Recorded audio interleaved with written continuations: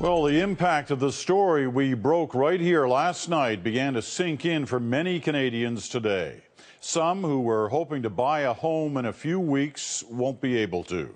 Others will have larger payments than they had expected. Why? The government is tightening mortgage rules, basically reversing its own decision to loosen things back in 2006. The idea now, a little pain for long-term gain.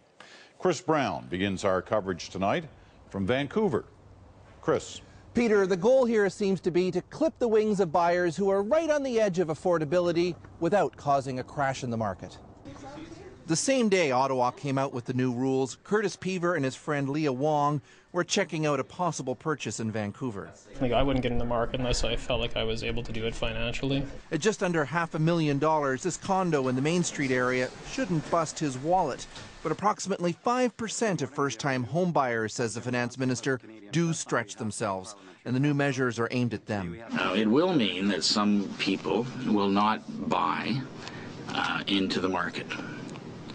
It will also mean that some people will buy less into the markets. The government-backed Canadian Mortgage and Housing Corporation will no longer insure 30-year mortgages. 25 years will be the longest.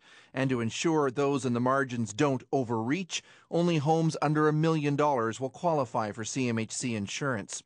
Jamie Spilchuk just signed a 30-year deal 2 weeks ago on a new Toronto condo and is super glad he got in under the wire.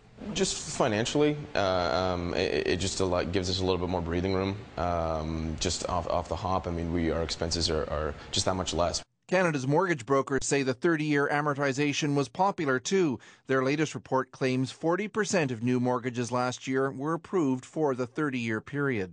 Depending on your situation, you can speed up your payments or, and slowly chunk off years from there.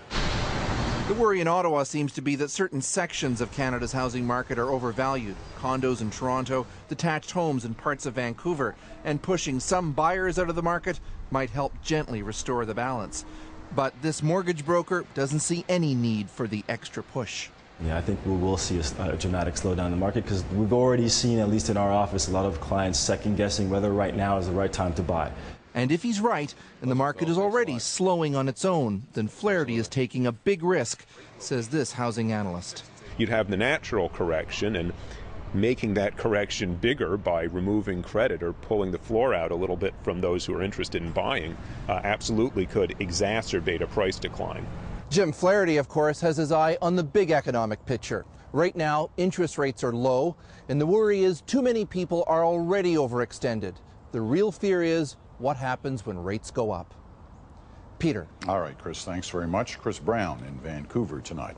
Well, it was Amanda Lang who broke this story last night right here, and she's back again tonight. Help us with these numbers, Amanda. You know, if the focus is to get Canadians to build up the equity in our homes faster, this will achieve it. But as you say, it is a question of short-term pain for long-term gain. So let's talk about what would happen on a $300,000 mortgage, which is about the average home price in Canada right now.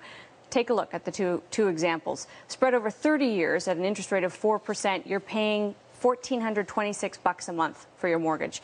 Take that same mortgage, spread it over 25 years at 4%, and your costs jump $1,578 a month. Now, that's a difference of $152, 10% increase. That is not nothing to a lot of Canadians.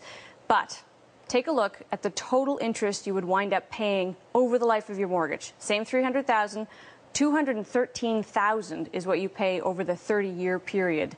On the 25-year loan, that drops to $173,000. That's a savings of $40,000 over the life of this whole loan, Peter. All right. You know, people have been talking about this all day. We've been getting lots of questions. We asked people to send us their questions. Many fell into the same category. This was the most popular one. What does this mean? This came in from Twitter. What does this mean for when my 35-year mortgage comes up for renewal next year with 30 years left on it? Because they reset every 5 years. The answer from Finance Today is nothing. You have a 40, you have a 35, it will stay 40 or 35. The rate may change, the duration will not. All right. Now, before you go, this was not a good day on the stock market. Is this related in any way? In part, in Canada, we may have seen the pricing in of a weaker housing market, but this was a global phenomenon reacting to a trifecta of weak economic data for Europe, including Germany, finally, for China, for U.S. It was all adding up to things that made investors nervous, and it was a worldwide phenomenon. All right. Thanks very much. Thanks. Amanda Lang, good work again last night and again today.